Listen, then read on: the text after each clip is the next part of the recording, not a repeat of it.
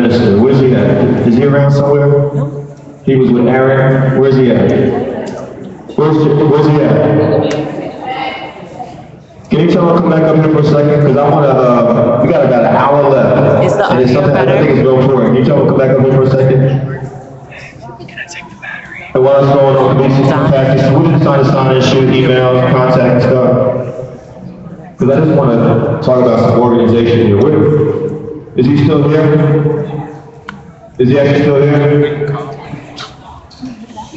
Was the young lady who worked for Real Talk, is she still here? The one who's talking about trauma, is she still here?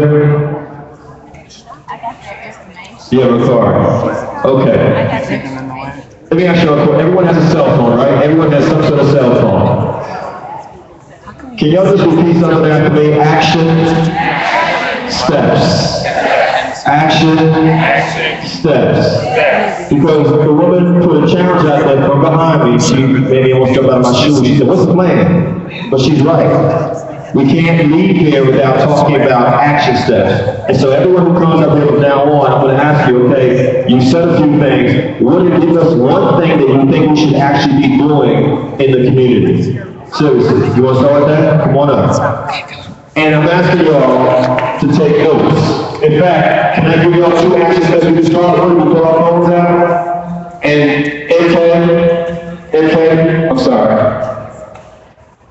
We got to figure out a way that we can share information with folks with contact information. These were given to me. 2 basic action steps. Should the officer be charged and arrested? Should the officer be charged and arrested? Should the officer be charged and arrested? Should the officer be charged and arrested? And so one of the questions that's an action step, what are we doing continuing to mobilize once our meeting is gone to make sure that happens? Do y'all want a special prosecutor? Do you want the color to prosecute this case? What is being done to deal with that situation? Are you engaged in that? Those are two basic action steps. The officer should be charged, arrested and charged, and there should be a special prosecutor in this case. This is what I'm hearing from people.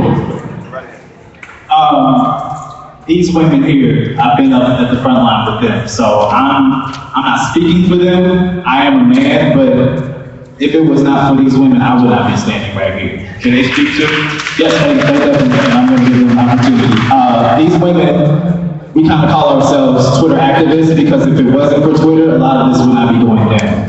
There are people tweeting us from Pakistan, from Palestine, from Greece, from so many different Egypt, tweeting us action plans, tweeting us tips on how to survive in this, because they can relate to this. That's crazy.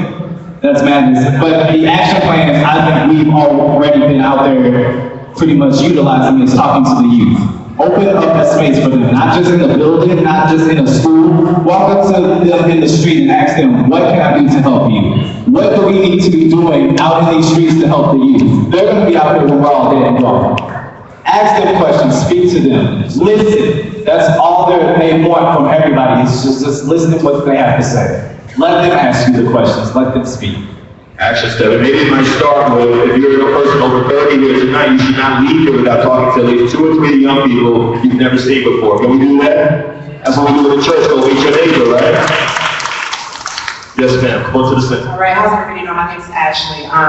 Like Larry was saying, initially in the beginning, I think everybody knows here that something just felt wrong. I've never seen someone get shot and left out in the street for 4.5 hours. Never seen it. I've never seen where there was an officer-related shooting and it took them 20 hours to even say such. So we know from the beginning that something was very wrong, and I think that is what got all of us out there in the first place. And then as it turned into something more, it was just more and more explored how wrong the system is and how broken it is. And as far as an action step, something that I've been focused on, we've been working on, and that has been implemented in other cities, is a civilian review board. From the very first day, when I was out there protesting, and this is when it was a smaller group, so we were actually face to face with the police, and they would come out and talk to us as things died down. It just bothered me. I could not think of any other profession where you could have basically a life or death situation, and then the people that work alongside you were the ones who determined if it was right or wrong. Can't think of one. So I don't see why we allow it to happen in our police department, and it's sad that it took this to make us see that. But now that we see it, we're studying models in other cities, and that's something that we are definitely looking collectively to bring to St. Louis. And hopefully all you guys will keep up with us and we'll have your support with that, because that's an important action step for us. Wait, hold on. Now, this is where I will say voting does matter. If you live in a community where only 6% of you all voted in the last election, not right, sister? 6%. That's a problem. In New York City, the only reason why we even got a civilian review board is because people were active in the political process. You gotta make your voices heard. And it can't just be when there's a presidential election. It can't just be 2008 when Barack Obama was running for office or Bill was running for office in 2016. It has to be for every single election. As someone else said, you gotta actually, some of y'all gotta run for office to get involved in the process. And you want a civilian review board that actually has some teeth. I'm from New York City. I was saying this as an organizer. We have a civilian complaint review board. It has no teeth. It barely has any teeth, and so you got to be a part of the process to make sure that it's a strong civilian complaint review board. And this is why networking is also an action step. So people in St. Louis County connect to folks in New York and Oakland. We can exchange strategies and ideas, or Chicago, wherever you're from, and say, well, how's it working out there? Are you with me? Because what folks want y'all to do is just be isolated here in Missouri and think that you're the only one going to do this stuff. I'm saying this is everywhere, y'all. Just in response to that, definitely, like, we've been talking with people. I will say, I know this, I will say that something I got very tired of hearing when I was out there is people who got up there and students and said vote, and they prayed and they went home. I'm sorry. I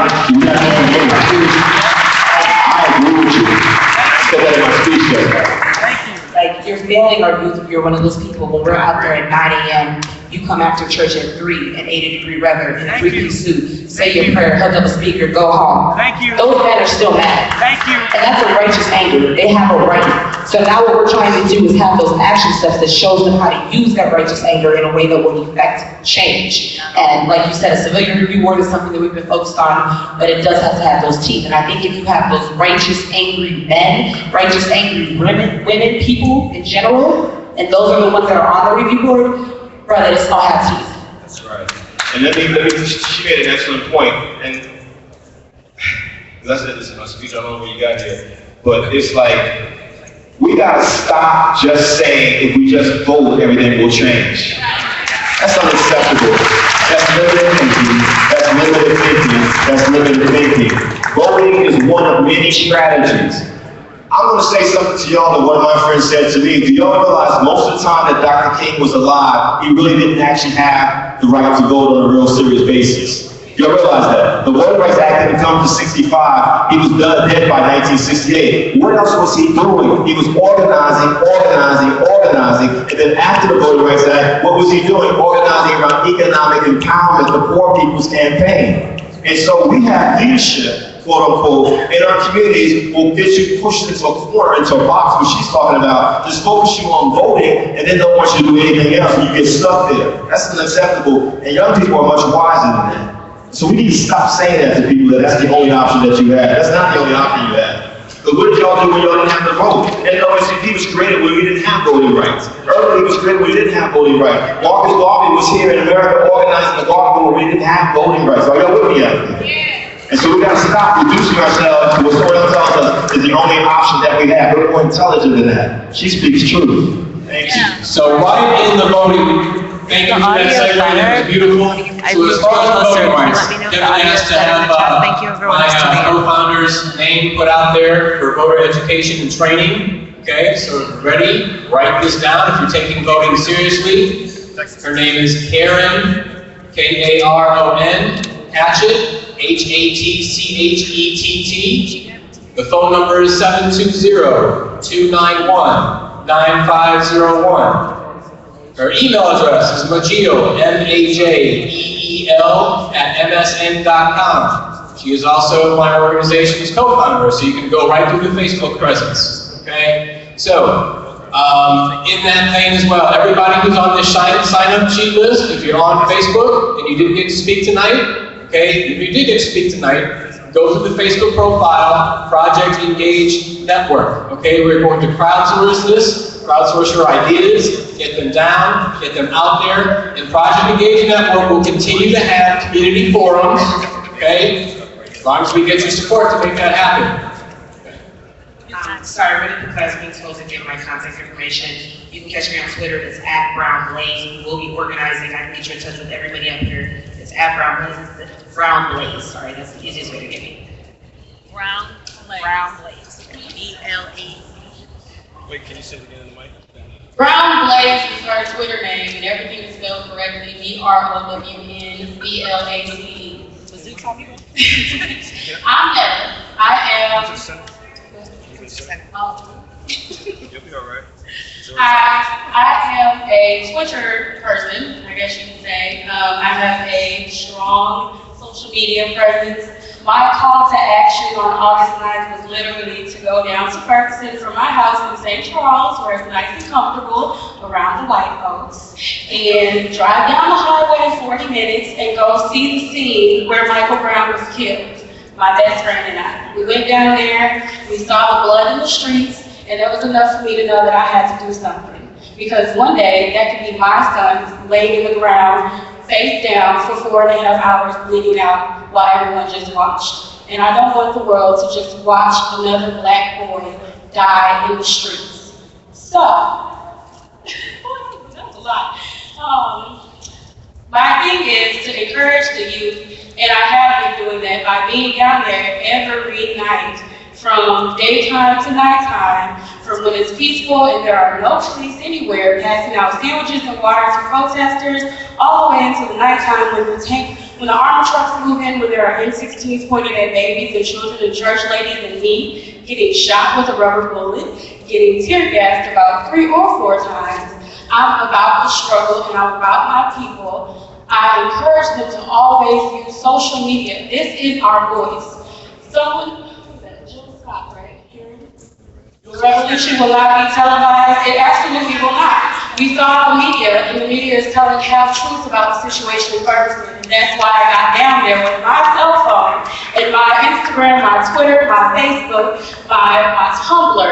And I made posts every time I saw something, even if they were just protesting and marching peacefully, because I felt in my heart that the news was not going to show it. So I encourage all the youth to always use their social media. That is our voice. That's the voice of our generation and the generations to come. Do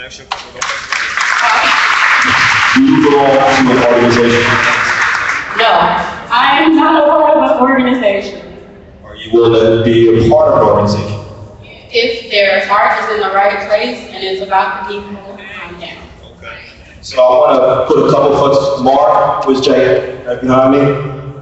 The sign-in sheet, Mark, he's a co-sponsor of this event, Broad and Engaged Network. I'm asking you, we're talking about action step and plan. The first thing we need to do is be connected to each other. Can we create a listserv for the folks here so we can share information, ideas, resources with each other and talk about meetings and strategies going forward?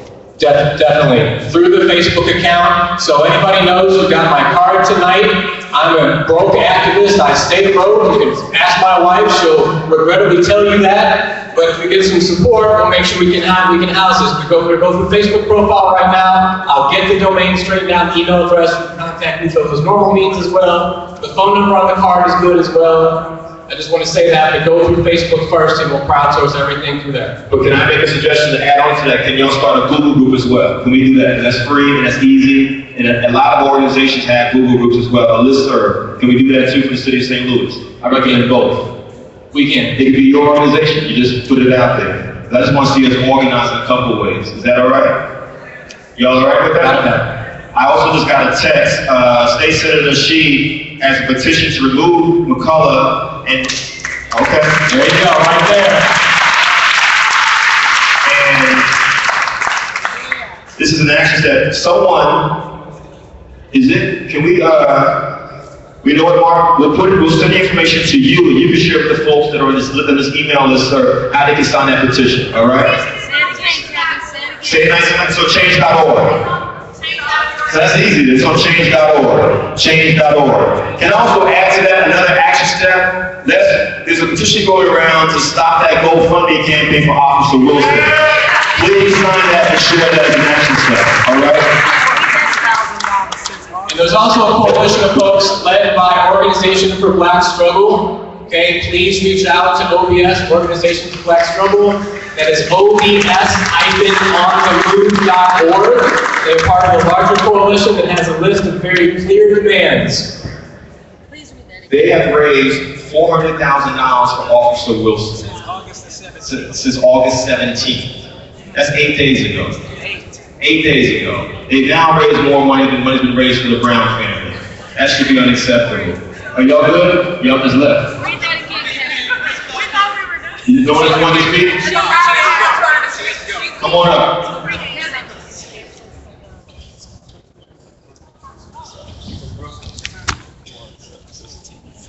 Well, can I have her speak first? If she's been sitting here patient, just say who you are. Yeah, go ahead. Thank you. Hi, good evening. My name is Patricia Bynes, and I'm the Democratic Committee woman for Ferguson Township.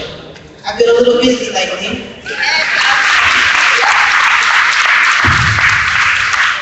And I've been busy because my people are out on the streets, and if my people are out on the streets, that's where I'm going to be. I've been out every single night except for the past 3 nights. I've been getting some sleep. And what I've witnessed for myself has been unacceptable. Everybody should be in the streets.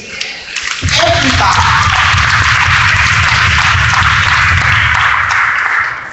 Right now, I'm 34 years old. I got into elected office when I was 31.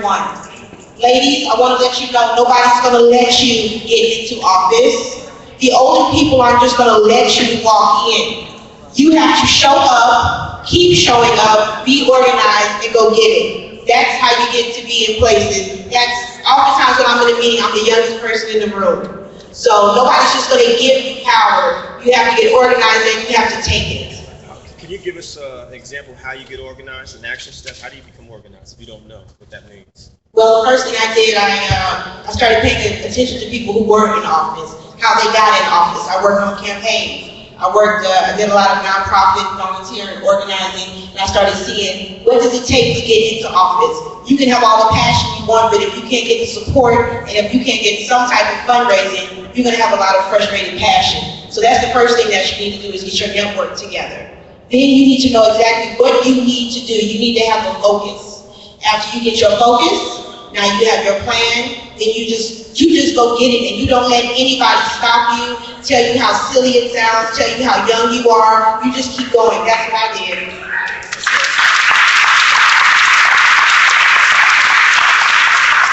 I'm black, I'm female, and I'm 5 feet tall. There are a whole list of things working against me. I'm still here, and I'm not going anywhere.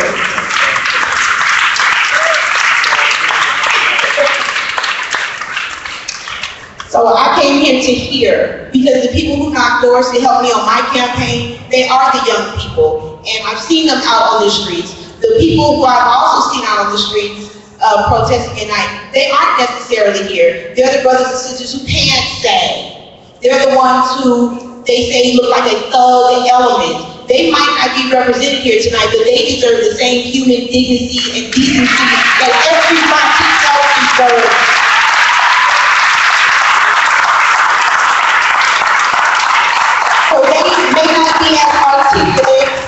They might not have my WashU education, but I'm going to use my resources and my education to make sure that they have the same rights and they are aware of their rights, because right is right and wrong is wrong. This isn't political. This is about what's right. So I just came here to listen. I tweet. My Twitter handle is PatriciaLicious. One word. Patricialicious. Yes. But the next steps, as far as I'm concerned, is I've been having lots of meetings have been going on, but my focus has first been on public safety. Now that I think that we have the public safety part, now I'm focused on, we've done the voter registration, voter education, but we need people to show up at the city council meetings, at the county council meetings, because you can't vote and walk away. You have to hold them accountable. You have to get on the mic and ask them the hard questions. So Ferguson was supposed to have a city council meeting. I just got a text, I believe they canceled it. But they can keep canceling all the meetings they want. When they do open the doors, it's going to be a packed house. We have some questions, we want some answers, and we're not going away. Same thing for the county. I have plenty of questions for my counterparts at the county on the Civilian Review Board. Let's talk about police tactics. U.S. Senator Claire McCaskill, she's going to have a hearing on the militarization of the police. There's no way I should be running from SWAT tanks down my own street. There's no way I should be having a gas mask and a bulletproof vest to leave the house. I shouldn't have to do that and walk in my own backyard. So I'm with you. I've been out there with you guys every single night because it's a righteous anger. We have the right to be angry. And just because we're black, that doesn't mean that we're aggressive or that we're hostile. We are America. And this is what America looks like right now. Thank you.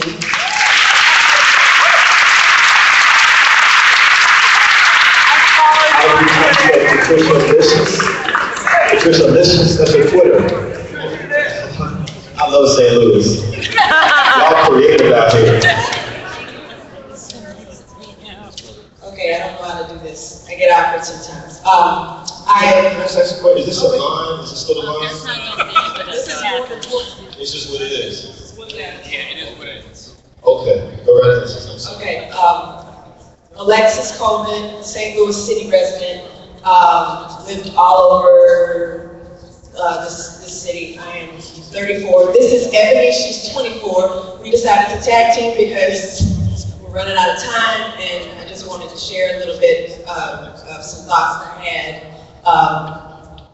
I'm not a political person, but as far as where I am in my life, a lot of the people that I know are black people and white people, and I go to a predominantly white church right now, and my life is just, no matter how I try to get away from it, my life is a little integrated. I'd like to be around more people of my complexion, my color, my experience, but I find myself becoming a bridge, and I'm not having success on Facebook because people hide and say whatever they feel. And if it's absolutely wrong and it's completely ignorant and racist, I'm finding it on other people's posts, not necessarily mine. I think a lot of people know not to do that on my wall. But what I'm starting to feel like needs to happen is, if you're white and you can see your privilege, and you see another white person that you're close to, that you love, who does not see their privilege, talk to them.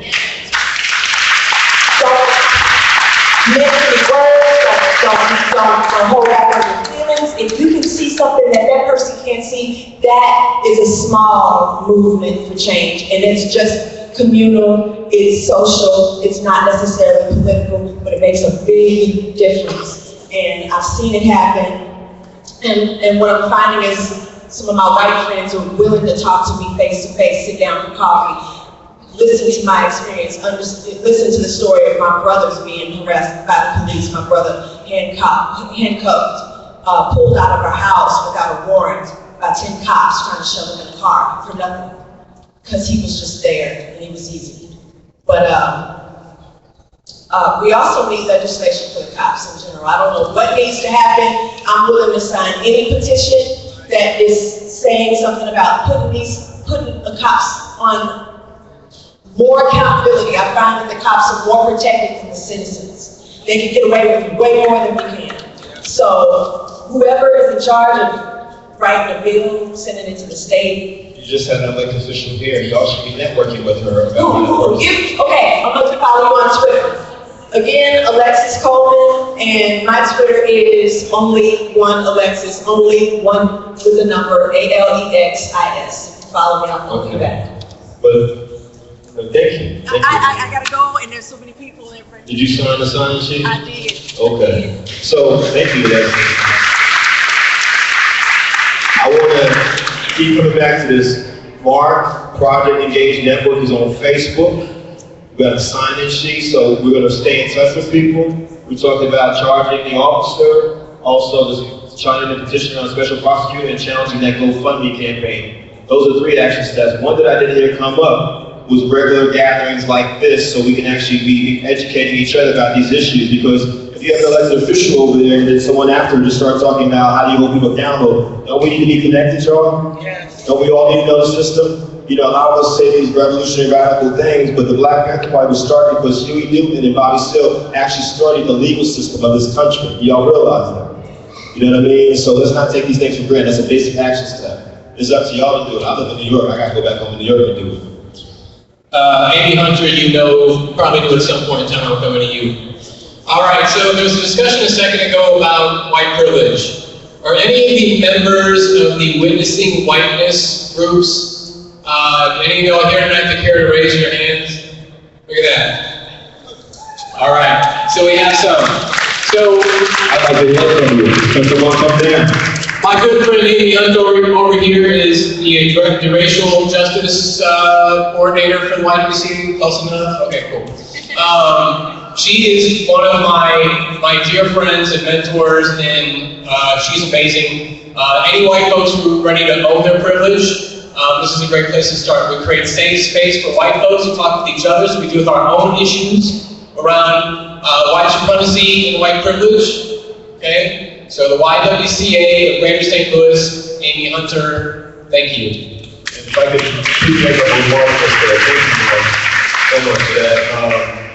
If you go to my organization, bknation.org, Tim Wise and I just did a conversation about race in America. Tim is a Jewish brother who grew up in Tennessee, and he talks about this issue all the time. So bknation.org is a Twitter town hall meeting that he and I did just this past Friday. And we also created something called Understanding and Combating Racism. It's a resource guide of books, films, other things that you can use as tools, because we gotta be serious about educating ourselves. Mark, I have no idea what direction. Okay. Can I take moderator? She's organizing in Ferguson for the last couple of weeks, and they gotta leave. Can I just have her jump in real quick? Zakia, please tell them why you're here.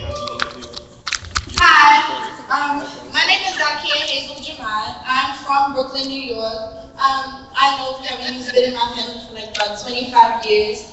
I came down here on Sunday to speak at Harrisville State University. I was invited by the Missouri. Thank you. I was invited by Missouri NAACP Youth and College Division, and this gentleman right here, Mr. Reynaldo, he was there to see me speak. By a show of hands, how many people here are residents of St. Louis? By a show of hands, how many of you know who James Knowles is? Right. So, James Knowles was supposed to be the mayor of Ferguson. Oh, where is he? I'm not certain. Okay, just let me speak. Let's go. I was down there on West Florissant at the McDonald's, and someone brought to my attention, that's James Knowles, that's the mayor of Ferguson. So I went out there to hear what he was saying to the residents. Trying to calm down here. This man, and I quote because it is on camera, when we find the full footage, it will be released. This man said on camera to the residents of Ferguson, you know what I find funny about this situation are the pictures that they share on the internet. And the joke was, the protesters at night turn into gremlins when the tear gas comes out. He felt comfortable enough to share that with Ferguson residents. I'll let him finish. Then he proceeded to say, I live around the corner from West Florissant. West Florissant runs far, so there's no telling where around the corner of West Florissant James Knowles stays. But he proceeded to say, I don't know what's happening. My wife and I sit at home and watch TV on the news, what's going on. I've heard the tear gas bombs go off, and I said, I don't know what's going on, honey, let's stay in the house.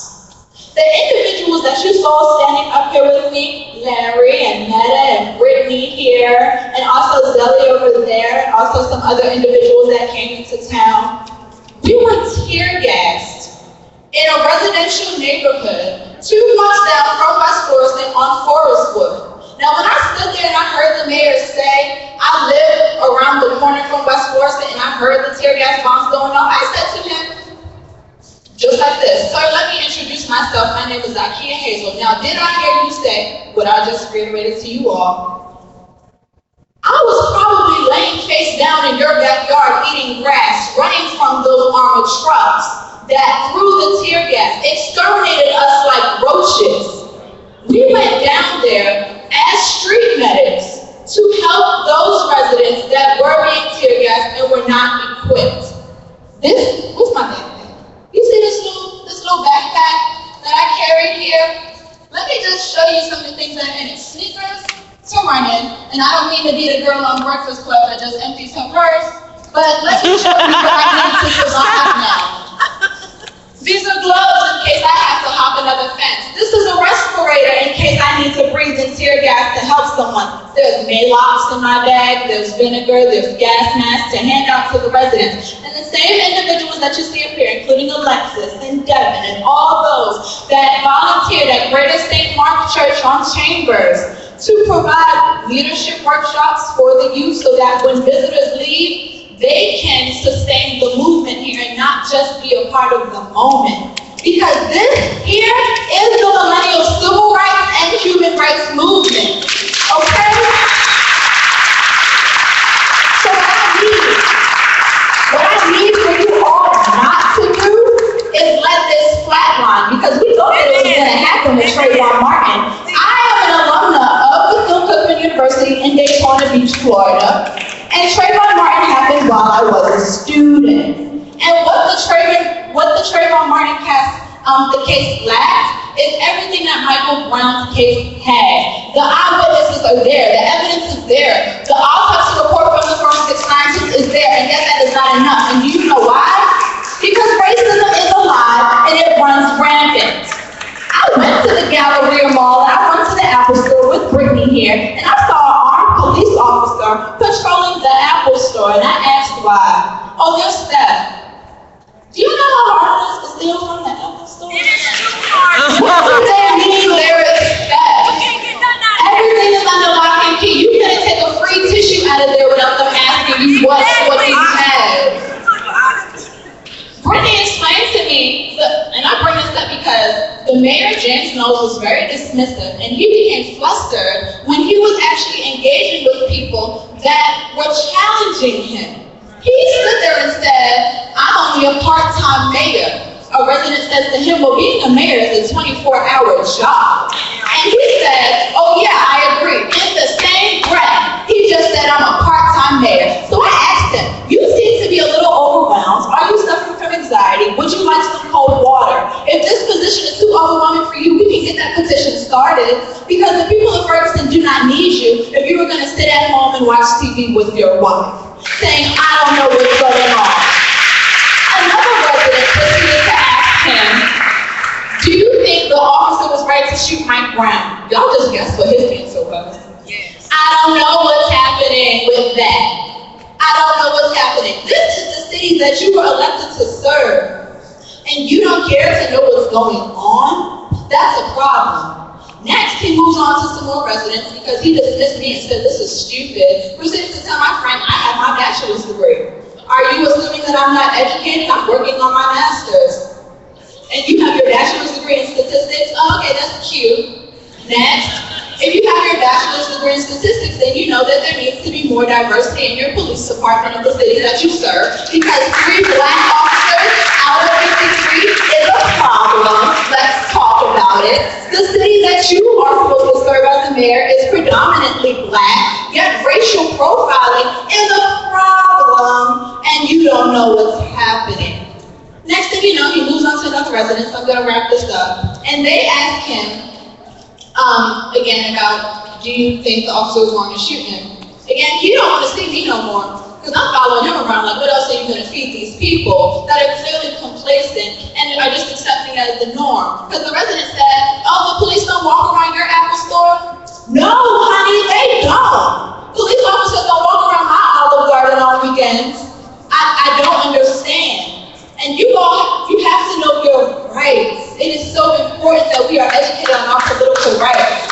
We have to go out there and vote, but that is only part of the problem, okay? You have to be consistent, you have to be resilient. When they tell you walk in those circles and keep protesting, that's wrong, okay? But in closing, state troopers skirted to the scene to find out what was wrong, and these state troopers hopped out their car with their hand on their guns. Is everything all right? I said, oh, we're okay. You might want to check on the mayor. He seems to be showing symptoms of anxiety. He's trying to get in that church, but I don't think they want him in. He needs some cool air. Check on him, because we're all right without you. But the mayor needs help. You know what the state trooper's gonna do? Which one's the mayor?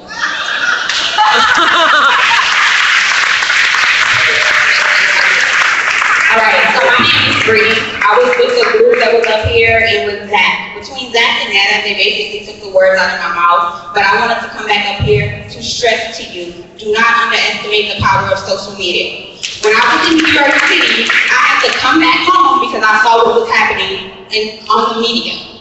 I saw a small piece of what was happening. When I logged into my Twitter is when I saw everything else that was really happening, and I had to get home. I knew none of those people that were up here with me when I first met them. Absolutely none of them. Since I met them, we've shared rooms. We've been in hours and hours and hours worth of time of car rides, and we are nothing but friends now, and we all have the same cause that we're fighting for. And it's about justice, and it's about this new civil rights movement that we are handling right now. Now, I know that there's a lot of older people in this room, and you do not have to tweet when you get on Twitter, but we encourage you. We encourage you to keep up with us because times are evolving. We are moving forward, and we need you. We need you.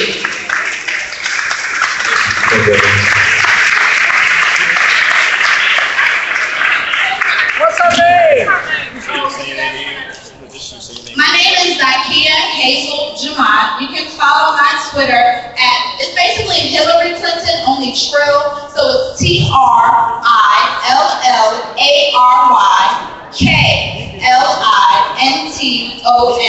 And I'm gonna tag Brittany because her Twitter name is Badula Abungada. Y'all gotta keep up with us, we fancy. Y'all be blessed, God bless.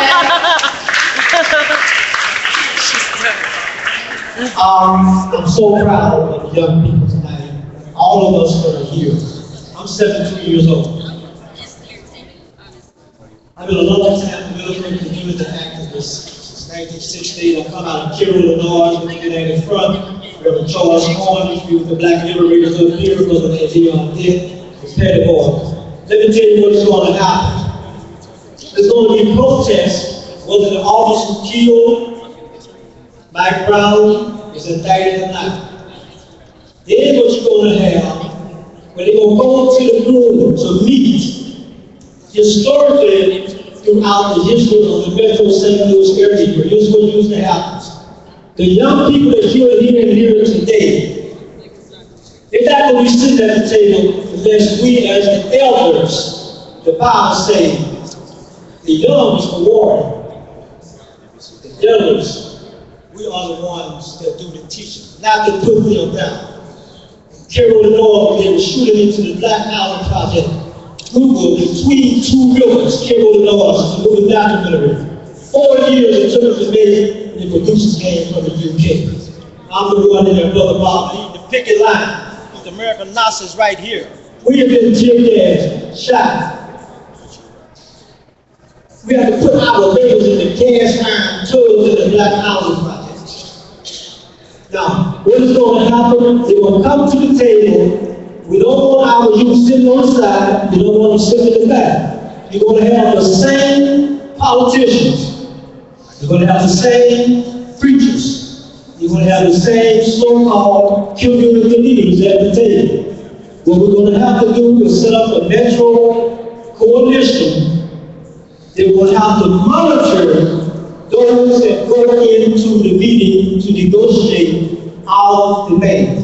Our youth have got to be at the table. We're going to have to make sure they ain't scared. You ain't going to buy them out. Too many times when they go to the table, I do a lot of the video on documentary, all the way back to the first black male possible. It's just be a little me. So I know the people in politics. If we as elders do not make sure that we put the love around our young people, some going to get killed. We had it in Cairo, a lot of warning. It's part of the challenges that we're going to have to do as we go for freedom. This movement, it's a movement now, was not being just this moment. This has to be extended. Who held the most energy? It's the youth. Who did it when they went across the bridge with Dr. King there? Back with A.C.A.B Brown, stole the car back in it. It was the youth. So what we have to do now is make sure as elders, we put that arm around them, monitor them, and have them to make sure we get what we want on the table. And we want the negotiation to be where we come out with some jobs training, the technology, the part of technology, I'm not too good with that. But they need to, they don't get an IT job, they better learn how to put the flow in. Brother Jackson will tell you how anybody can run electricity. So let's put it there.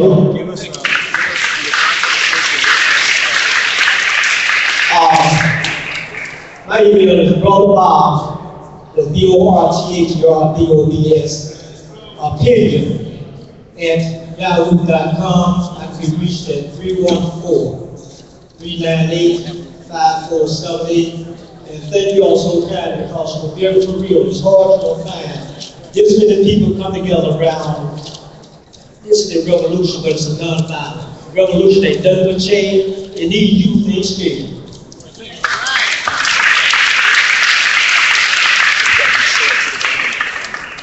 Hello everyone, my name is A.C.A.B. I have 2 points. 1, there's no one taking notes. Your phone is always out. No matter what you're doing throughout the day, your phone is out, but there's no one taking notes. I need you guys. I need you guys to take notes, or maybe post on social media that you hear and what you're talking about. That's my first point. Second point, I have an action plan. I've just started a nonprofit organization called Armor On, Armor Off, Children Without Fathers. I did this in January after I lost my job when I went to college where I was supposed to get a job. I lost my job because of sexism, something we talked about earlier. Okay, so, but no one is supporting, like he said, our young organization. You. So I can talk about my organization all day, and I can talk about how great it's going to be, and why we need this, because this is the biggest epidemic. Because if Michael Brown may have known certain things about him growing up and how he has to conduct himself around police officers, which is sad that we have to do that. But maybe if he would have known, but he was at his breaking point. But if he had known how to conduct himself, he may have still been here, like my brother, because my mother taught me that. So what I'm saying is, you guys have to support us. And when we have organizations, go to them, post about it, talk about it, so we can all help each other. Now today, I don't want to leave here without knowing and getting information from all these young people, and you shouldn't either. But my action plan is to be involved, talk to us, go out, go to Ferguson. And when we do have town meetings, I want one tomorrow, like literally. I'm tired of coming to meetings where there's no chalkboard. There's no chalkboard. We're just talking about our experiences, what we went through when we were out there. No, I'm done. I need to go to something with a chalkboard, and we need to sit there and come up with a plan. If he did, that's it. We're gonna come up with a plan, and we're gonna do it the next day. There's no more meetings, and I need to be as colorful as it is now. Because every meeting I've been to has been very heavily Black people. I want it to be everyone in these meetings, but it's only seeming like everyone only comes to the arch or down here at Forest Park. But I don't really see as much in Ferguson, on West Florissant. I need to see that because that's the only way that people understand that we're not the only one that wants change. And it's safe. It is safe to be down here.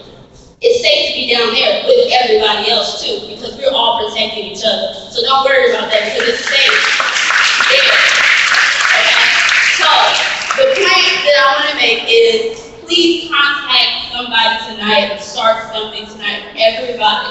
Let's do something tonight. We're done with these meetings, that people come in, guest speakers, you're great, but we have to do this on our own. We really do. So that's all I want to say, and if you would like to look up my organization that's a part of, I feel, the movement. It is Armor On, Armor Off. That's on Facebook. You can go on Twitter, but that's the name. Okay? My name is A.C.A.B. again. Thank you. Let's do something now and not wait on people. A couple quick points.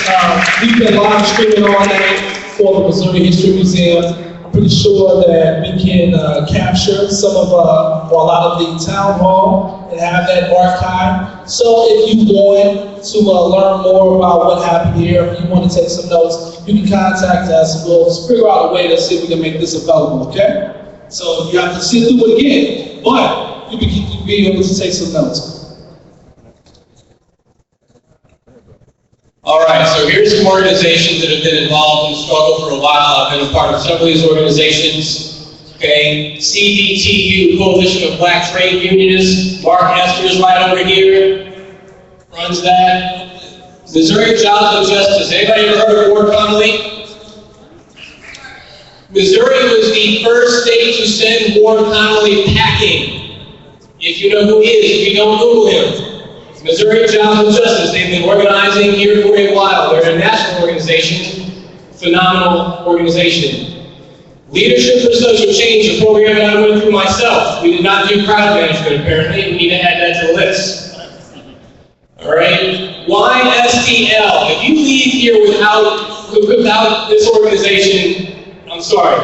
Young Activists United, YSTL, okay? A bunch of different university, college students come together, working together across all the universities in town. Young Activist STL, all right? Show Me 15 campaign to raise the minimum wage, raise the minimum wage, raise the minimum wage. How many times do I need to say it before we get our humanity respected? Organization for Black Struggle, I already mentioned them. You guys got that, right? Organization for Black Struggle and the Hands Up Coalition. Of course, there are many more organizations. I know there are a lot of people in this room here tonight doing great work. I know a lot of you, and thank you for coming out. As I mentioned, this is the first of many. You have my word, these will happen. And it's not just going to be some white guy like myself up there running things either. It's going to be a diverse organization all the way through. I guarantee you that. I think that's all I got.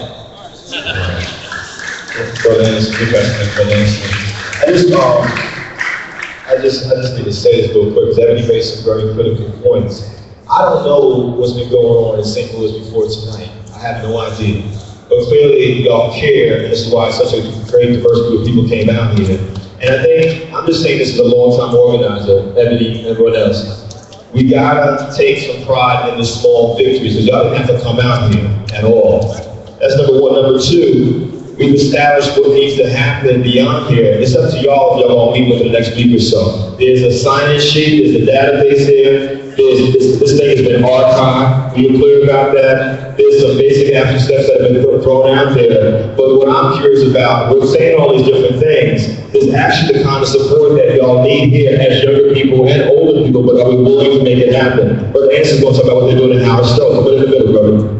This is important, this is about organizing. I met Kevin yesterday, we talked. Now, Kevin says he loves everybody. I'm an Anderson, I'm Professor Harris. I don't love everybody. I was raised by my father, and he told me that enemies are to be defeated, not loved. We can work on the love later. I was thinking of... we can agree to disagree. I was thinking when I was getting this has been going on all summer, even before this. I was in Germany earlier this year, and there's a big-time fascist movement in Europe going on right now. When I was in Berlin going to a conference, friends there would not let me travel to another city via train because they are beating up ethnic-looking people in little towns in between certain cities. And so I took a bus, and I was racially profiled in Germany. Even though the people on the bus knew I was going to the conference, they didn't know I was an American citizen. I was pulled off the bus. I think there were a couple of Arab gentlemen, some African gentlemen, and I guess maybe I looked like I was North African or something, lined us up. And then I pulled out my American passport and almost slapped them upside the head with it. And then once he saw that American eagle, then they left me alone. But when I got to the conference, I gave my German host a earful. I told him, I said, you know what? I know how you could watch your neighbors get put on trucks and sent to camps and not say anything. And they were real embarrassed about it. What we're doing in Harris, fast forward since then, a lot of my students on their campus, A.C.A.B advisor at Harris, we have the largest chapter in the state. We're going to grow some other chapters in the region. Been down there every day. Our president, Jazz Holly's been down there every day. I've spent a couple days down there. One of the things as a veteran of the Marine Corps, when I was shocked and I stopped to a Desert Storm veteran, and we both talked about how we never thought we would see that kind of militarized stuff used on American soil. And it was shocking to us. Can you say what y'all are doing? And what we're going to do in here is we're facilitating a series of symposiums. We're going to do one on labor coming up. We're going to do one on the arts coming up. Tomorrow, TV1 is going to be on the campus. Other organizations are going to be using our campus kind of as a headquarters. We're going to be dealing with Black Lives Matter comes in later this week. I believe we've got about 50 students from Howard University coming there this week. We're also going to start an Amnesty International chapter, so just keep with us on our webpage. We're going to be doing a lot of things over the next couple months here in terms of symposiums and facilitating action. And on Twitter, I go by the handle Hardcore 888. Thank you everyone for tuning in. Can you know how the audio is on the stream, so please? Labor entity, please see, because we just got unionized this year. I'll be contacted. My phone number is 314-973-3409. I'm Alexis. I got you. I just wanted to make one point. Know your rights. And that's just that, know your rights. I was out with Devin, who's in the red shirt, we were out there. We were confronted by police and we were told to move. And we said no, because our First Amendment right guarantees us the right to assemble. And that officer looked at us and said that the Missouri Constitution is different from the US Constitution. He did not know that federal overlaps state anytime. And not only did he say that, he said the Missouri Constitution doesn't allow us the right to assemble, but in Missouri's Bill of Rights, it says we have the right to assemble. So, I say that to say, after me and him stood our ground, a group of people led by clergymen were told to march in a circle, not up and down West Florissant, but on a small parking lot. They want you to get tired and they want you to go home so they can go home. No, but and we scream no justice, no peace every night, and that's giving them peace. No, you have the right to stand your ground, so please stand your ground and tell them that you have the right to assemble. We have all these data plans, and we pull out our phones. This young man is sitting on his phone, pull up the Constitution and show them we have the right to assemble. Like, we can do this, and if they can't, they shouldn't be in office. They shouldn't be able to protect and serve you if they can't tell you your First Amendment right. You should know your rights. That's all I have to say.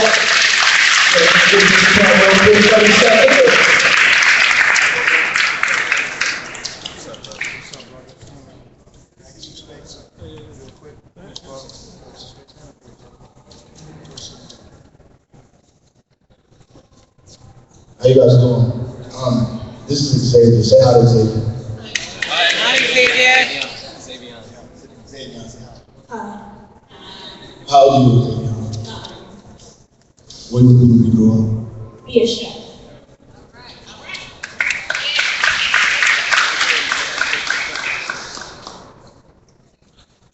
How you doing in school? Great. Get A's. Get A? Yes. You gonna keep getting A's? Yes. You gonna be a chef when you grow up? Yes. What's the value of this life? Good question. Good question. That's what we gotta ask ourselves, because that's why we're here. What is the value of Xavier's life? Do we want to see him become a chef? Yeah.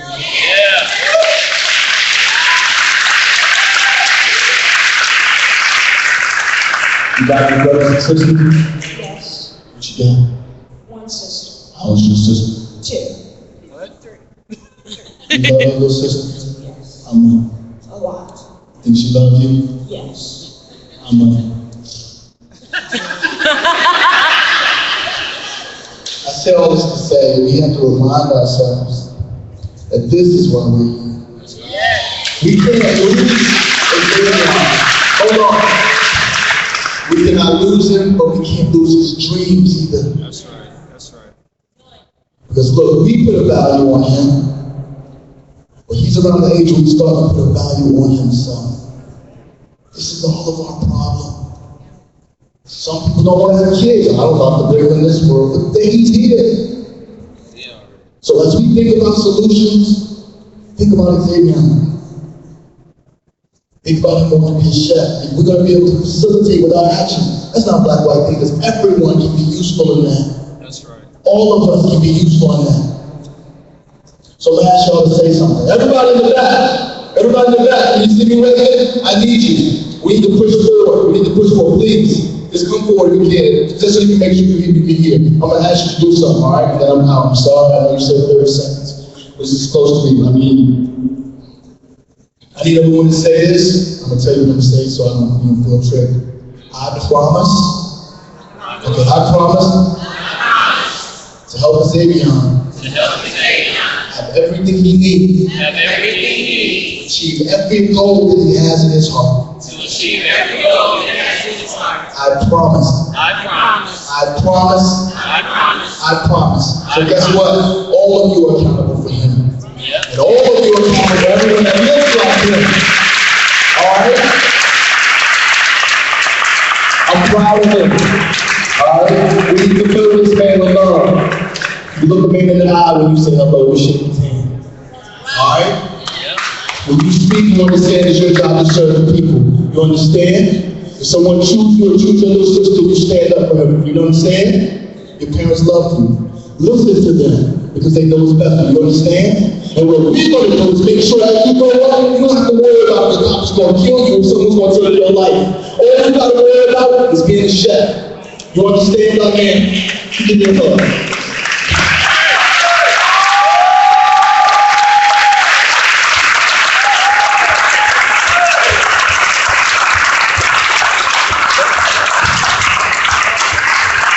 Ladies and gentlemen, this is the Communications Director of Project Engage Network. Give him another round of applause.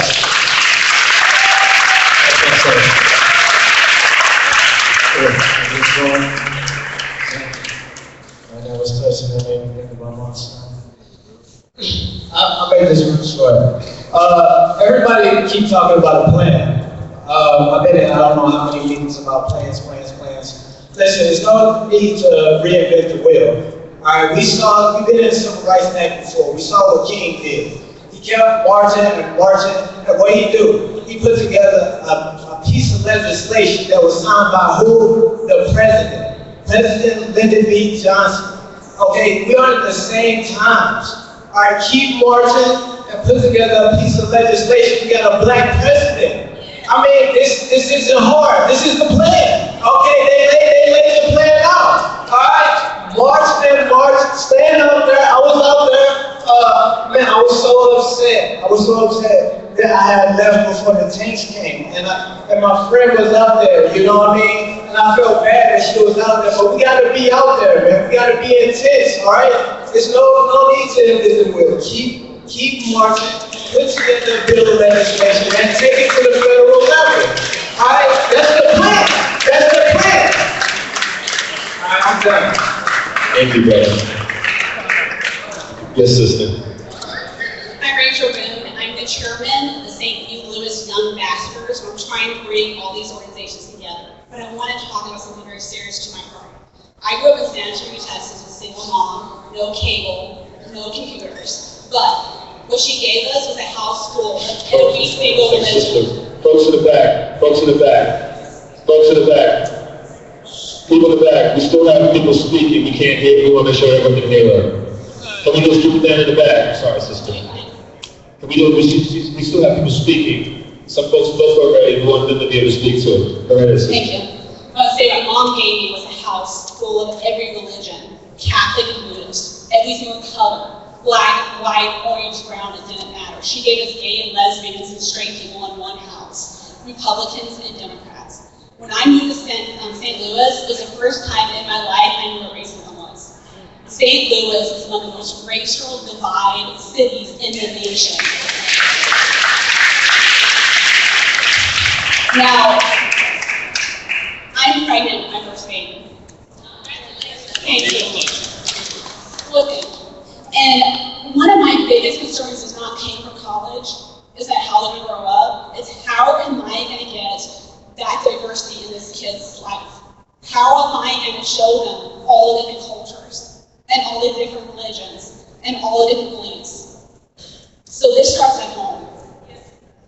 Every single person, look at your own homes. What are you exposing your kids to? What examples are you giving your kids? Good question. Because the kids is what's going to change tomorrow.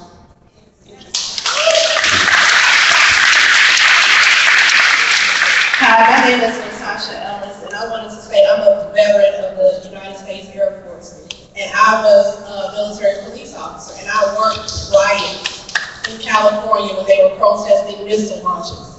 And military police, we didn't arrest people, we didn't detain people unless they stepped over the federal line on some federal government property. So why are people being arrested in Ferguson on public city streets? It makes no sense to me. And also, I also want to say that I have 4 sons, and so everything that we do is so important. I want to say, let's stop pointing the finger at the people that are praying, because those preachers' prayers, it get us through too. We all have a gift. Some of us protest, some of us organize. We all have a different gift, and we need to put it together for one youth. Another important thing, I don't know about you guys, when you go to vote, I know when I see all those judges' names, I don't know what they've done. We need to have a website, I don't care if it's on Facebook or what, but I've been dealing with the court system with my husband for the past 10 months, and it's frustrating because they're trying to get him a felony for something that shouldn't even be. And so when I look at these black men that are broken because of this messed up legal system, and you hear how the judges talk to these black men, that's why they're so angry in these streets. And so when we have encounters with these judges in court, we need to say, Judge so-and-so said this is how he thinks of us, this is what they say to us, and this is the sentence that he handed down for absolutely nothing. So most of this anger, it comes from this racial legal system. It's the most oppressive system in our whole government. And so we need to know about the judges. I don't know how to organize that, but like I said, we all have different gifts. And one last point. Are you willing to learn how to organize that? Yes, I am. And one last point, I'm an educator. And so if you look around this room, you don't see many Hispanics. I work with Hispanic children, black children, and white children. Our Hispanic brothers and sisters, they go through the same things we go through, but they're afraid to talk because the police will come after their families and start trying to deport them. So even though they're not here, we have to be a voice for them as well, because the system is attacking them as well. I'm so glad you said that, because immigration is also a civil rights and human rights issue. We cannot forget that. My Twitter is Author L. Lynn Ellis. Thank you. Thank you, man. Come on, brother and sister. Y'all all right? Y'all clearly don't want to go home. All right, listen, man. Let me just say this. We just can take a few more, then we really do need to wrap this up. But we got to really recap everything here. And Mark, where's Mark? All our guys back there. We're going to go over how we can get in touch with Mark. Is going to be the point person to get this information out to people. Is that right, brother? Proud to the Engage Network. Yes, ma'am. Okay, so we're going to keep this quick. We're grinder social work students, and we have our different solutions. And so there's a whole ideology, but I want to make clear, I heard a lot about responsibility politics, and I want to make clear that Ferguson is not the hood. This is middle class, and that it doesn't matter how high your pants are, how white you speak, how educated you are, it's the color of your skin. And racism is a tool of colonialism, and the only way to counter that is economics. And so I want to push solutions that have to do with economic sustainability for the black community. I hear the whole talk about love and peace, but at the end of the day, you can be my white friend, but if you're not upset with the conditions of blacks in this country, we have a problem. And so I want a long-term solution for when the protests are over and the media is done that will be lasting in Ferguson. So I'm pushing for a black business in Ferguson. I've heard that they don't have, right now they don't have grocery stores, they don't have the school district is messed up, and they don't have a gas station. Why do you not start a black-owned grocery store?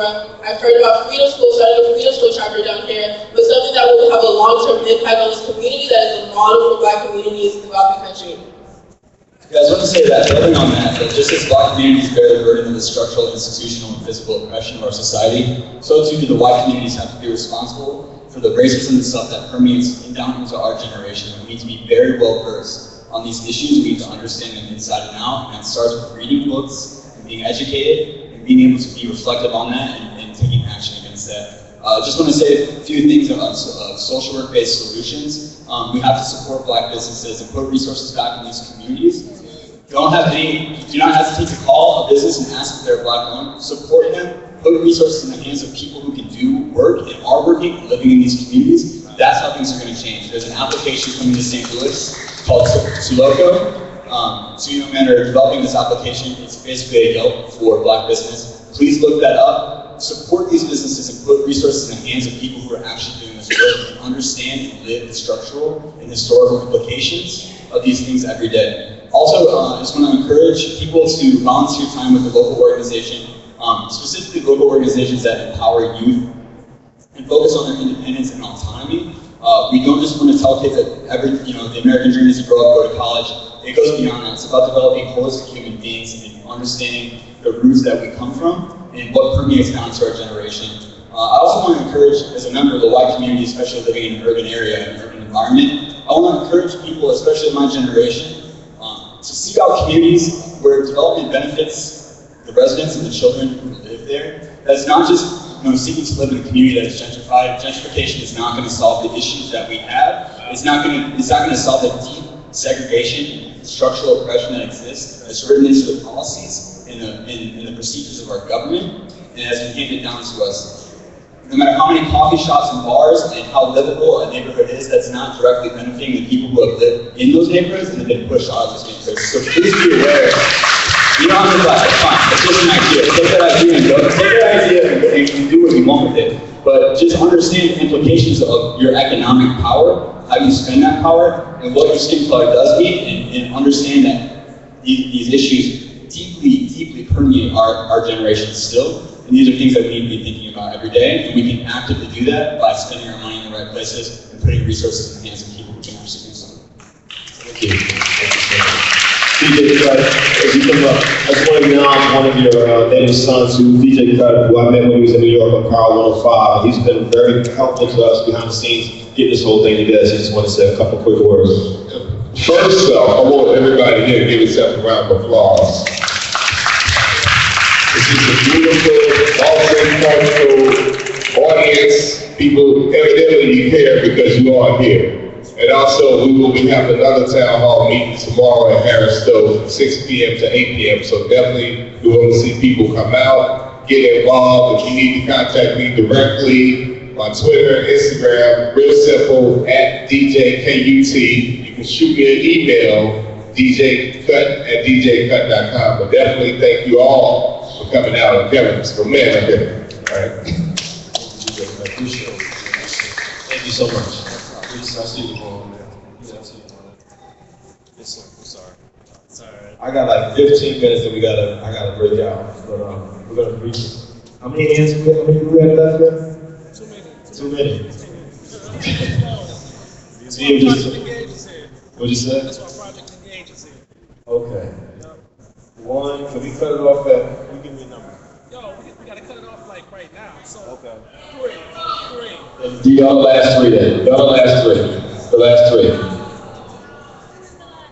The museum has to close. They gotta go home.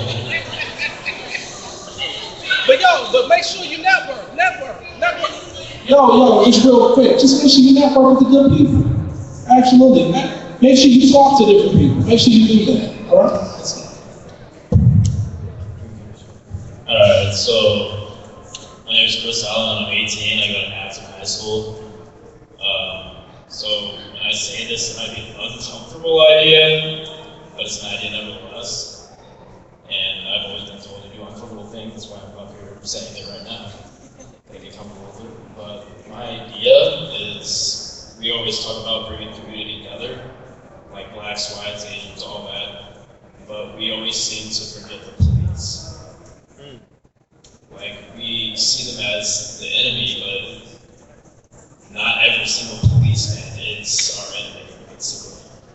Just like, back in the day, everyone was like, racism was at the peak, whatever, all blacks were bad, but in reality, there are some bad ones, like the thugs, like whatever.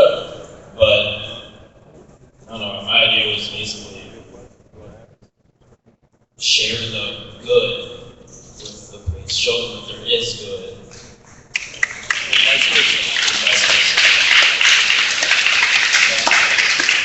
Just real quick, do we have any police officers in the building right now? Any police officers that attended the town hall tonight? It's a damn shame. Make sure you invite them. Make sure you invite them next time. Well, we said on the flyer, everyone's invited. Everyone. You know what I'm saying? Absolutely. Hi, so my name is Leslie Salisbury. I'm 22 and I've gone through 1,000 iterations of what I'm about to say, so hopefully it's coherent. But words are really important, and we've heard a lot of words tonight. And I want to talk about the power of the word racism and how I think it gets away from us. And I think we need to revamp the definition, because I think so often conversations are halted because racism and the word racist has such a terrible history that it seems like there's hatred involved. And a lot of it has to do with prejudice. So when you say that like all white people are racist, I would say that everybody in the entire world is racist in some way. Because we grow up in a society that teaches us racism and sexism and classism and all these things, and to realize that no one is exempt. And by saying like every single person in the world is racist, we're able to finally tackle the reasons why. So you talked about how like racism and sexism are similar, right? Power dynamics. Power dynamics, exactly. But when I call someone sexist, I'm able to talk about why and have that conversation and like change someone's mind about how like the media affects us. But when someone is called racist, the immediate reaction is, no, I'm not. And I think that halts a lot of conversations instead of being like, why did you say that? Or why is this racist, or how? To overcome it as a society. So I hope that makes sense. I'm trying to get through it quickly, but yeah. Words are important, and I think we need to look at the definitions and how we talk about things. And not be so defensive in order to have a conversation. So, thank you. Racism is power plus privilege, and unfortunately, Action steps. you have. Well, that was just all. I was going to Xavier Senior. I attend St. Louis Community College at Florissant Valley, which is in the heart of Ferguson. I'm a student there. I also serve as the president of student government there. I'm 20 years old. This past week, our student government, our campus has been involved in helping out Ferguson as much as we can. This past weekend, we hosted a donation drive for the Ferguson residents. We had about $1,500 worth of donations for food that was given to better family life to pass it to Ferguson residents. Thank you. We also hosted a listening service in the past week, 2 sessions, 2 open forums. We're trying to get as many people out as possible, community leaders. We have a lot of Ferguson residents and community leaders there. We're looking to get people in St. Louis, community leaders out there to listening sessions. We have a few more coming up in the next week, actually. I'm on Facebook as Xavier Shooter. You can also get my email, which is newguy191@gmail.com. If you want to attend or you want to partner with us, we're looking for organizations to partner with. We haven't had outside organizations come on our campus and host anything to better the Ferguson community. It's all been outside of Ferguson. So we're trying to get as much help as possible with our campus to push the issue of helping the Ferguson residents and helping build Ferguson as much as possible if we can.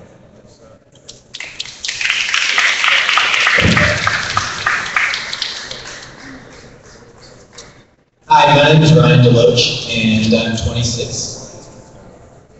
I'm 26 and I work with an organization here called College Bound that works with people in the St. Louis area, providing access to education for people who are from low resource environments all throughout the city. Many of our kids come from areas in North County, like Normandy, where Mike Brown went to school, graduated from high school, and then went on to college. These are the kids that we work with all of the time, and kids that have great potential. just amazing students, amazing people. And what I want to do is just tell you to invest in these young people who are in Ferguson, who are in North County, because these are the people that can really change those communities. And so the organization I work with is College Bound. There's a website, College Bound STL. They're doing great work. Please look into it. Please invest in these young people so that they can change this world in the future. Posting on social media is great for starting change, but we need long-lasting change, and we need to invest in these communities to get that done. So thank you very much, everybody, for coming, and I look forward to bringing more. Hello, everyone. I'm Craig Lewis from Detroit, Michigan. Indeed. Yes. My solution, we need to police. And that's plain and simple. We also need to find out who's in charge of internal affairs, who's running the investigation on this man who committed this murder. And that's my solution, just to start off right there. That's all I have to say. Are you part of I'm starting one in Detroit from my home. It's on the ground levels right now. So you came from Detroit to support folks here? Yes, you said. Okay. Thank you, sir. Did you sign a contact sheet or how can we stay in touch with you? Well, here's my card, but how can we stay in touch with you? Did you sign a sheet? I did sign it. Okay. Thank you so much. In New York, we have something called Cop Watch, but we do have citizens who actually monitor the police. You have the right to film what they're doing. Y'all do realize that they're not going to run. So if you made a visit, it's a great suggestion. You're the last one. I just want to address, there's a lot of people out there saying stuff, and it's maybe not racist, but what they're saying is, how come when a white cop kills a black man, you care, but black on black crime, you don't care? When cops kill a white person, you don't care. You don't give a damn when cops kill anybody except black men. And that's the thing I want to address. This is a spark, okay? This is a start. I care about black on black crime. I'm not that familiar with when cops kill white people, but I've heard about it. White people don't march because white people generally trust cops. So when white people get harassed by cops, they say, no, that's an exception because cops are generally good. They protect me. So they don't really stand up and riot and protest and do all this stuff. And black on black crime is devalued. So that really can't change anything because it's like, oh, another nigga killed a nigga, who cares? But this is a catalyst. This is a start. Before Rosa Parks, there was a whole bunch of people that did not get up for a white person on the bus, and then there was Rosa. When we all get together, because everybody got a story, but first we gotta have a catalyst. Once we have a catalyst, Mike Brown is the catalyst for all of us to get up and stand up and tell our stories. For us to sit up here and say, well, okay, this is my story. This is what happened to me. I'm white, I'm a woman, I'm black. Take your spark and add it to the fire that's already going on. There's a fire right now. Take your spark and add it to that fire. How many of y'all know ride or die? Ride or die bitch, ride or die nigga. Okay, I'm gonna take that to another level. Ride or die with me. Ride with me on this wave of anger and protest and bullshit that's going on right now, or you can stand and die with me and everything go back to status quo and we don't do shit on this protest plan. It's over with now. What else? Who's gonna be the next Trayvon Martin? Are they gonna be relegated to memory? Is Mike Brown gonna be relegated to memory and we gonna wait till the next black man dies before we stand up? How many gotta die? Ride or die with me. Now you wanna know what the young people are saying? Ride or motherfucking die. That's what they're saying.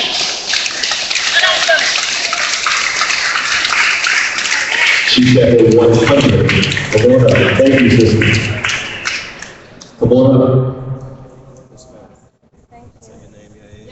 Okay, hello, my name is Samara Berkey. I'm 19 and I'm an exchange student from France. So I can't really claim to understand what has been going on here. I don't know enough about the history of this country nor the history of its people, you people. However, I do want to come back on what we were talking about empathy. I think that this is no longer a neighborhood struggle. It never was the moment it touched upon race. And so this is, above all, I think, a global struggle. All the eyes are now riveted onto Ferguson. So I really think that, as you were saying, I didn't say it with as much power, but the change is starting here, and I think we all need to be part of it. So that was just my final words. From France. You see how important Missouri is, France? My name is Shiraz Norman, St. Louis native. I had the honor of coordinating Amnesty International while they were on the ground here in St. Louis. A lot of people are talking about the next Michael Brown that already happened. His name was Mr. Wilson, 25 years old, gunned down 10 shots in North St. Louis. The tape that has been released is now in conflict with what the officers have reported. Amnesty International has released an official statement on that today. 6 days ago, while we were in Ferguson during the peaceful protest, we literally saw the environment change from a peaceful protest to the police actually putting on riot gear and everything else.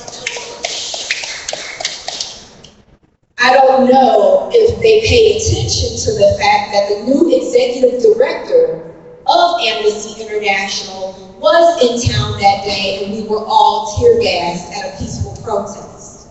Let me let you all know the severity of this situation. This is the first time ever that Amnesty International has ever deployed 13 delegates. Yeah, you need to clap for that because this is the problem. Amnesty International deployed 13 delegates along with their executive director being on the ground and we were tear gassed. According to the Geneva Convention, tear gas is illegal by international law. According to the Geneva Convention, tear gassing is illegal by international law. You want to know why Dick Cheney and George Bush really won't leave the country right now? Because they can be held accountable for war crimes. These are the types of things that have gone down in Ferguson and the police shooting in North St. Louis. We are having an international crisis here. And I'll let you all know, and I'm speaking just as Shiraz Gorman, your cognitive dissonance will not protect you. Your lack of historical knowledge does not make you exempt. Because if we allow this to be done to Black people, which let us be clear about something. We've been having a human rights crisis in America for 400 plus years when it comes to the Black American. 13 delegates, never. Amnesty International on the ground in Ferguson.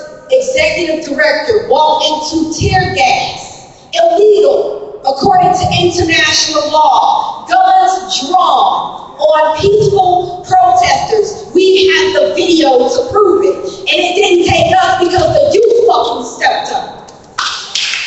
If it were not for all those young people that you all call thugs, Amnesty International would not have been on the ground. All of those young people that you were writing off and discounting, and that the media just negligently called looters, those were the ones. And let us be clear about something. In the Rwanda conflict, during the tribunals, the media was held accountable. Let us be clear about something. This isn't local, this isn't regional, this isn't even national. We are being held to international standards. And everybody who is in media needs to pay attention. Go do some homework and some history lessons, because we have done everything wrong. Everything. So my action plan is, if you know a law enforcement officer. Encourage them not to be a robot. I would say that again. You need to ask them to question their humanity and to say, don't be so simple to just simply say, I was simply taking orders. Because you know what? All those people that got held responsible in the Rwanda tribunals, they were just simply taking orders and now their asses are paying for it. So if you know someone in law enforcement, speak to them. And speak to them honestly. And especially if they're your family members, because guess what? That blue shield may protect his ass, but it won't protect you all. So let's get clear about that. And lastly, Bob McCullough is running uncontested in November. You hear that? The prosecuting attorney that everybody has so many problems with is running uncontested. Now it's for everybody to stand up and do something about it. Because you know what? The thing that broke me down while we were out there all those days, I saw a toddler. I saw a 3-year-old sitting on his father's shoulders with his hands up. And that baby knew. That baby knew what that meant. And how dare all of us in this room for that fucking baby to sit on his father's shoulders and to know what that means. Malcolm X in 1965 pleaded with the United Nations for Black Americans for our plight to be realized. And guess what, white America? You need to be held responsible. You need to, because the chickens, as he said, the chickens are coming home to roost. And I'd be damned if we are going to sit here and have that again. Because guess what? Amnesty International came to my hometown. This is where I'm from. And how dare we show this face to the world. But guess what? How dare we get called? It was time for us to get called on our shit. Because guess what? Not all of you all were marching with King. Lord knows if I heard another white person say that in St. Louis. Not all of you all were marching with King. All of you all were apathetic, sitting here, resting on your fucking laurels. And now we're in the situation that we're in now, with international laws being violated. And we're sitting up here being little internet thugs on the Riverfront Times and St. Louis Post-Dispatch comment section. We look like some backward redneck Bammers when you go and look at those comment sections. Racism looks very well and alive in St. Louis. And once again, like I said, your cognitive dissonance will not save you. So all of the white people in the audience, check your people. Check them. Because we're not playing anymore. International eyes are on us. And people are going to be held accountable.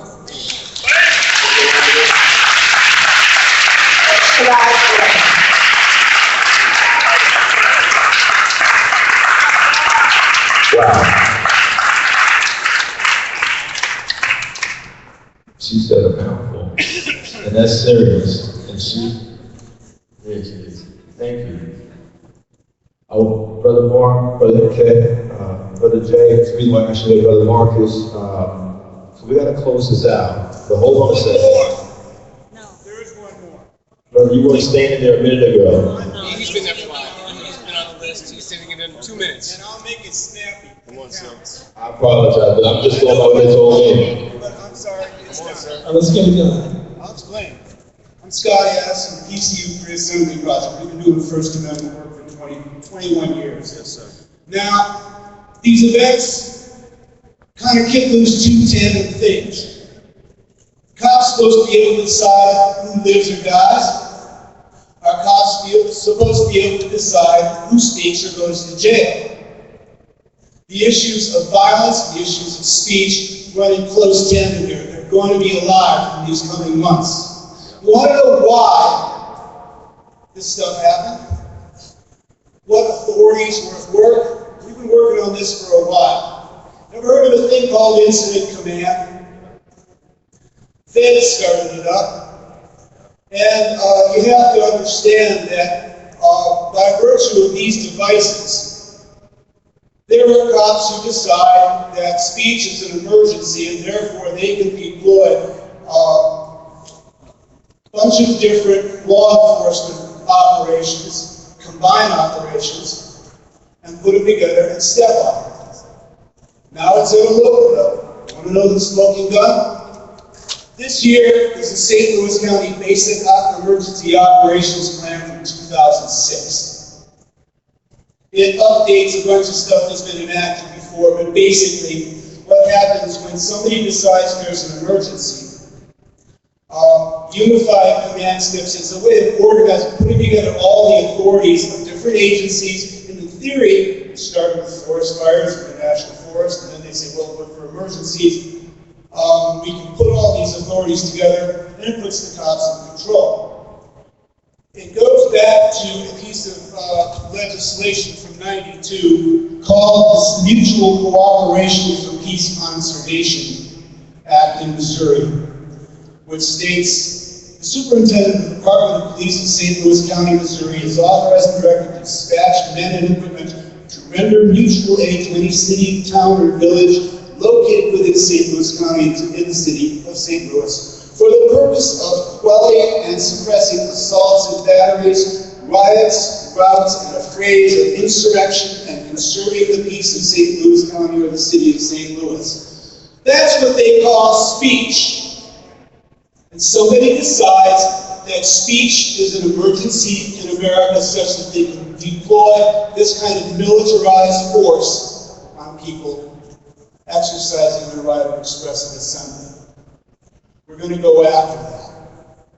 That stuff's got to stop, and speech is not an emergency in America. Thank you. That's a policy point. And how can they find that document? Is there a website? This actually, Did you say your name? How can you contact you? to find me, I'm Scotty Addison, A.C.A.B at free-assembly.org. And Free Assembly Project has been around since '93. We've been doing policy and legal support in civil rights situations since then. And, I just got done chasing cops around the woods in Utah and come back here to find this mess going on. So I'm a legal observer. That's one of the things we do in terms of making things accountable on the ground. I was hoping to teach some people how to do that the right way and protect themselves with facts. A.C.A.B at free-assembly.org. And if there's any web wizards around here, the site's kind of snag right down and you do some help, get it back up. We have very deep First Amendment and civil rights archives we would like to make available to the public that they can't get otherwise. Thank you.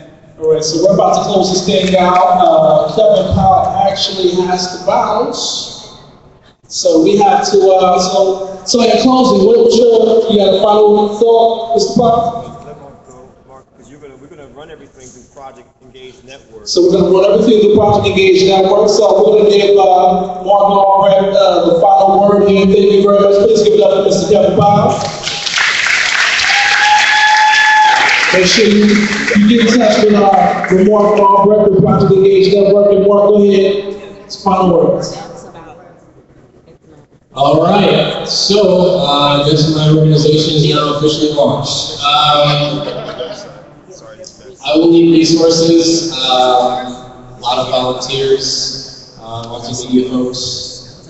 I have a pretty thorough design for the organization, a lot of different ideas, and I have to execute because I have no money. Hey, everyone, thank you for tuning in. This is Lisa Bissa from the Anti-Media. I'm about to cut stream. I'll be back. I'm going to go into Ferguson.